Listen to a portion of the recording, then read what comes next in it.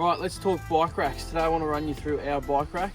This is a toolbox mount one, but they also have wall mount ones that can be either on the front of your van or at the rear.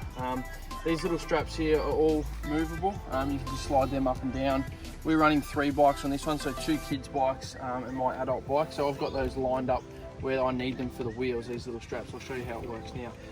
Another benefit with this one here, the toolbox mount one, is it's got those 2 clips there, which does allow you to lift that bike rack up, to get the bikes off easier or load them easier, depends which one works for you. I find it easy just to leave it in that position. I'll show you now just quickly how my bike goes up. Right. They're nice and easy to throw up. I just put the wheels into the tracks there like that one, stand it up, and then I'll jump up on the drawbar. So these are obviously the clamps that go in over the frame.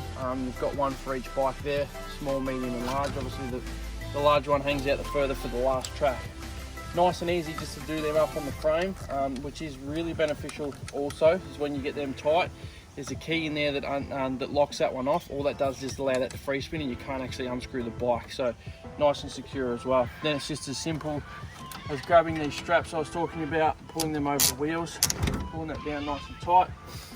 Same one at the back, and you're done. That's the bike rack. As I said, that one does carry 3 bikes, so obviously I'm putting the kids' bikes on there as well, but that's just a quick indication of how we load them up.